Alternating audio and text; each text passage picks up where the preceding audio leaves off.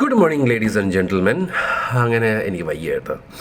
എന്തിനാണെങ്കിലും ഒരുപാട് 100ഓളം ഫ്രണ്ട്സ് അല്ല ഒരു 3-4 പേര് എൻ്റെ അടുത്ത് ചോദിച്ച് പിക്സൽ 9a എന്ന് പറഞ്ഞ ഫോൺ ഇറങ്ങിയിട്ടുണ്ട്, ഈ ഫോണിൻ്റെ റിവ്യൂ വരുമോ എന്ന്.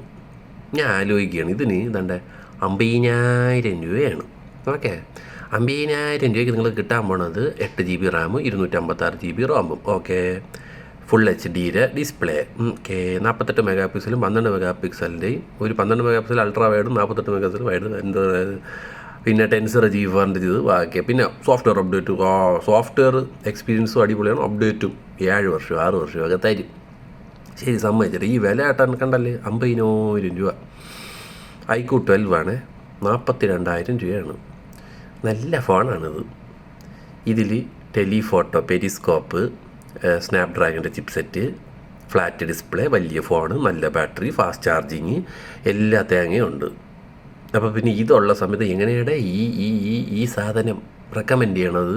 അതും പോട്ടെ, ഇതായിരിക്കണം OnePlus 13R, കിടിലം സോഫ്റ്റ്വെയർ, നല്ല ക്യാമറ, പിന്നെ 2x ഒപ്റ്റിക്കലാണ്.